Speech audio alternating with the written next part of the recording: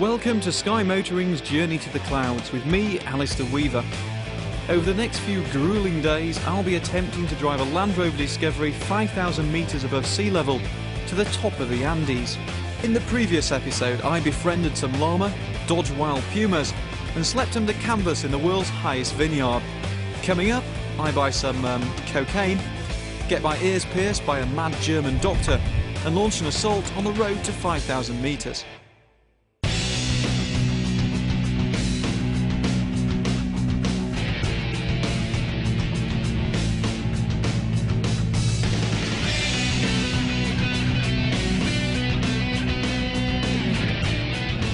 Currently at 2,500 metres, which means we've only got another 2,500 to go to reach the road to the clouds.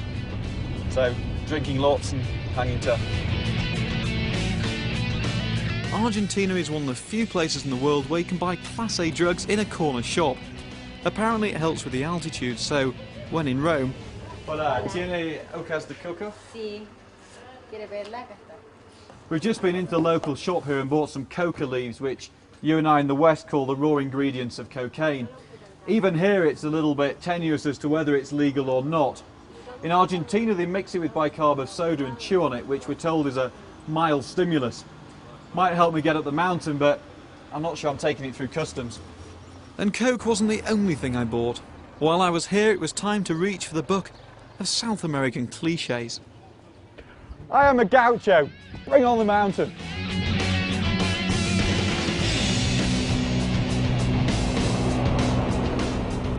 The mountain you can see behind me over there is called the White Rock of Solitude, and it looms over Kachi. What's extraordinary is there's so little snow actually left, which you've been told is yet more evidence of global warming.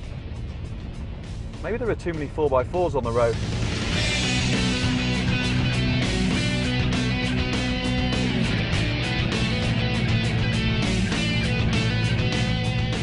As we drove further up the mountainside, I could feel the car fighting against the altitude.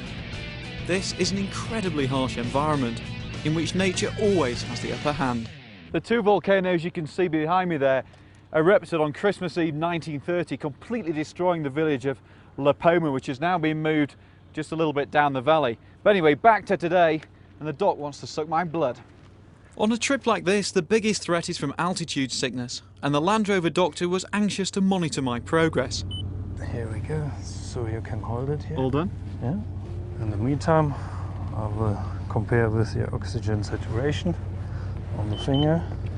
What are you expecting at 3,000 metres? Would this be normal? We have an oxygen saturation of 92%, which is very good on 3,000 meters altitude. So I could be a professional sportsman? With these values, yeah. Perhaps suggesting to a doctor that you're as fit as a professional athlete isn't such a wise move.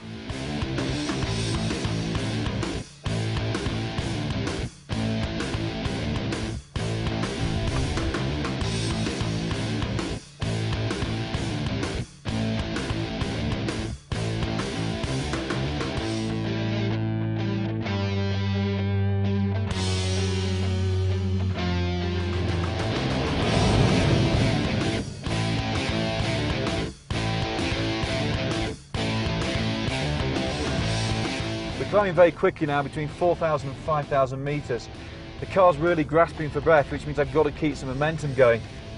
But to be honest, the road here is absolutely perilous. I've got sheer rock face on one side and a sheer vertical drop on the other, and all the time I'm asking myself, am I okay? Am I starting to feel dizzy? Am I starting to react to the altitude? So far I'm okay, but I'm in low ratio and really working the engine really hard. What an absolutely amazing experience. Here I am sitting on the back of an ambulance made from a Land Rover Discovery in the northwestern tip of Argentina. It's been an incredible route up here, but the view and everything that we've seen is just amazing. 20. With the final 20 squats to complete, I could feel the summit fast approaching, and for want of a better expression, the view was leaving me breathless. So we're in second gear on the low gear ratio box. We're doing no more than about 10-15 miles an hour as we just climb our way up, and if I'm sounding that I'm a little bit out of breath, that's because I am. Here we go, 4,999, 5,000 metres. When Land Rover are developing a new vehicle, they don't come up to 5,000 metres above sea level. And although it was gasping for air a little bit towards the top, then it made it, and so did I.